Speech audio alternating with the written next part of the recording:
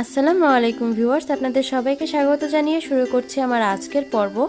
আজকের পর্বে আমি আপনাদের সাথে কাঁচামরিচের একটি ইনস্ট্যান্ট আচারের রেসিপি শেয়ার করব। আর এই রেসিপিটি তৈরি করা খুবই সহজ। ঘরে থাকা অল্প উপকরণে অল্প সময়ের মধ্যে ঝটপট এই আচারটি তৈরি করে ফেলা যায়। যে কোনো ধরনের রুটি, পরোটা, ভাত, পোলাও বা খিচুড়ির সাথে খেতে অসম্ভব মজা এই আচারটি। এই আচারে ব্যবহার করা সবগুলো উপকরণ আর তার পরিমাণ আমি ডিসক্রিপশন বক্সে দিয়ে দেব, চাইলে সেটা চেক করে নিতে পারেন। তো চলুন ঝটপট এই আচারটি তৈরি করে ফেলা যাক। আচার তৈরি করার জন্য প্রথমে আমি এখানে কাঁচামরিচ নিয়ে নিচ্ছি। আমি এখানে বড় আর মোটা জাতের কাঁচামরিচগুলো নিয়ে নিয়েছি। আপনারা চাইলে রেগুলার আমরা যে কাঁচামরিচগুলো খাই সেই কাঁচামরিচগুলো দিয়েও সেম প্রসেসে এই রেসিপিটা তৈরি করে নিতে পারবেন। চেষ্টা করবেন ফ্রেশ কাঁচামরিচ নিতে, এতে করে স্বাদটা অনেক বেশি ভালো হয়। এখানে আমি প্রায় 1 কেজি পরিমাণ কাঁচামরিচ নিয়ে নিয়েছি। আর এই কাঁচামরিচগুলোকে খুব ভালোভাবে ওয়াশ করে তারপরে আমি এর বোটাটা ছাড়িয়ে নিচ্ছি।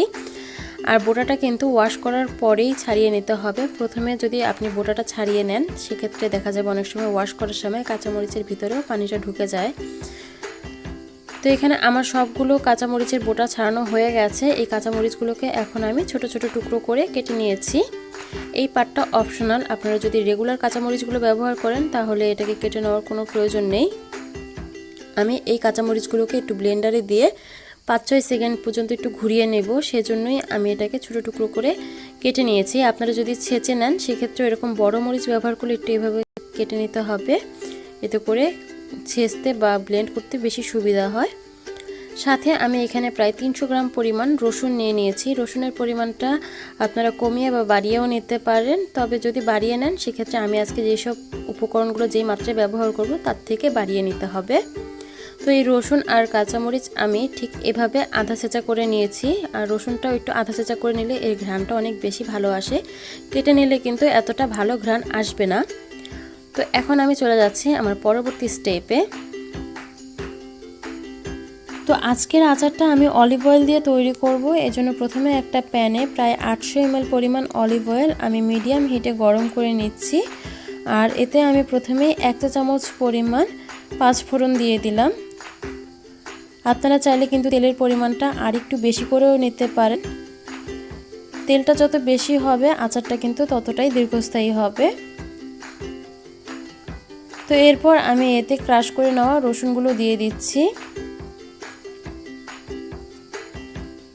তো রসুনটা দিয়ে আমি নেড়ে চেড়ে এটাকে প্রায় 7-8 মিনিট সময় পর্যন্ত ভেজে নেব। এটাকে 7-8 মিনিট পর্যন্ত ভেজে নেওয়ার কারণে কিন্তু এটা হালকা ভাজাই হবে, যেহেতু এর পরিমাণটা বেশি। 7-8 মিনিটে কিন্তু অনেক বেশি ভাজা হয়ে যাবে না। তো এরকম হালকা থাকতে থাকতে আমি এতে ক্রাশ করে নেওয়া কাঁচামরিচগুলো দিয়ে দিলাম। কাঁচামরিচগুলো আমি অল্প অল্প করে দিব আর এটাকে মিক্সড করে নেব। হঠাৎ করে একসাথে সবগুলো দিয়ে দিলে কিন্তু অনেক সময় তেল ছিটে উঠতে পারে। চেষ্টা করবেন একটা কড়াই ব্যবহার করতে, এতে করে আচার তৈরি করতে অনেক সহজ আর খুব তাড়াতাড়ি তৈরি হয়ে যায়। তো এই রসুন আর এই কাঁচামরিচটাকে আমি একটু নেড়ে চেড়ে এতে এখন কিছু উপকরণ দিয়ে দিচ্ছি। প্রথমে আমি দিয়ে দিচ্ছি প্রায় 3 টেবিল স্পুন পরিমাণ লবণ।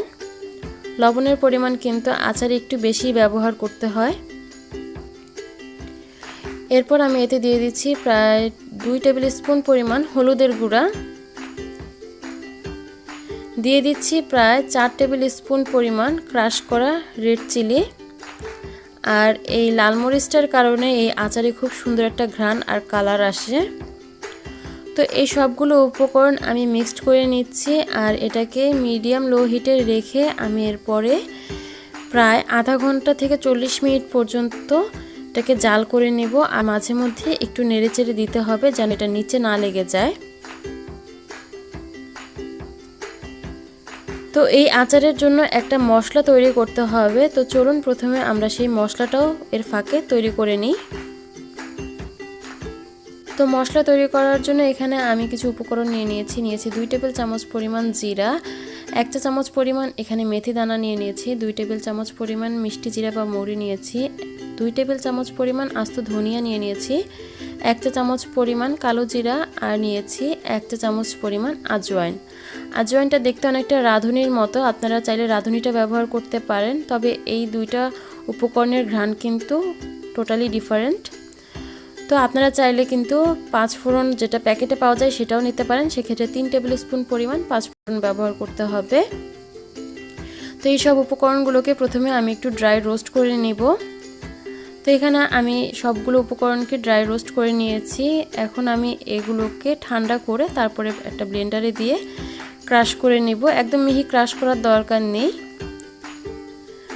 তো এদিকে আমার আচারটাও অনেকক্ষণ জাল হয়ে গেছে আর এটাতে উপরে তেলও অনেকটা ভেসে এসেছে। আর এখানে আমি আমার মশলাগুলোকে ক্রাশ করে নিয়েছি আর এর থেকে অর্ধেক পরিমাণে মশলা আমি এই আচারে দিয়ে দিচ্ছি। প্রায় 3 টেবিল স্পুনের মতো গুঁড়া করা মশলাটা আমি এতে দিয়ে দিলাম। আর মশলাটা দিয়ে আমি আরও প্রায় 10 মিনিটের মতো এটাকে জাল করে নিচ্ছি। জাল করা হয়ে গেলে এতে আমি শেষ পর্যায়ে দিয়ে দিচ্ছি প্রায় 1 টেবিল স্পুন পরিমাণ বিট লবণ আর দিয়ে দিচ্ছি 3 টেবিল স্পুন পরিমাণ সিরকা বা অ্যাপেল সাইডার ভিনেগার। এতে করে আচারে একটা স্বাদও আসবে আর এই আচারটা অনেক দীর্ঘস্থায়ী হতে সাহায্য করবে। তো সিরকাটা দেওয়ার পরে আমি আরও 5-6 মিনিট সময় পর্যন্ত এই আচারটাকে জাল করে নেব যেন সিরকাটা খুব ভালোভাবে এতে মিক্সড হয়ে যায়। তো এরই সাথে আমার এই আচারটা কিন্তু তৈরি হয়ে গেছে। তো আচারটাকে আমি প্রথমে ঠান্ডা করে তারপরে একটা কাচের বয়ামে ভরে নেব।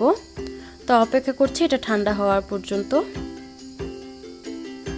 তা আচারটা সংরক্ষণ করার জন্য আমি এরকম একটা কাচের জার নিয়ে নিয়েছি আর এই কাচের জারটা কিন্তু পুরোপুরি শুকনো হতে হবে, কোনোভাবে এর ভিতরে ভেজা বা আর্দ্রভাব থাকা যাবে না। আমি এই জারটাকে প্রায় 3-4 ঘন্টা রোদে দিয়ে শুকিয়ে নিয়েছি।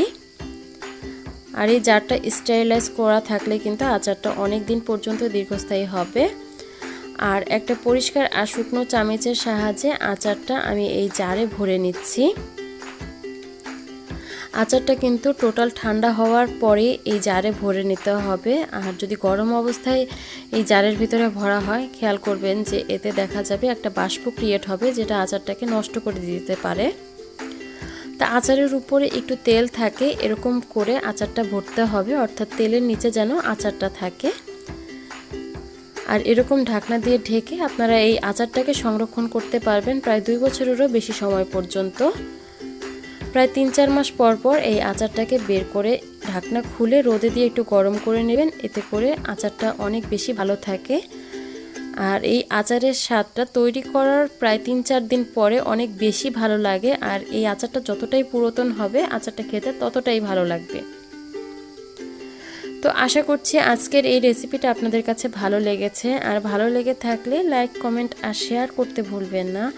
আর এরকমই মজার মজার আর সহজ রেসিপিগুলো পাওয়ার জন্য আশা করব এই চ্যানেলটা সাবস্ক্রাইব করে রাখবেন।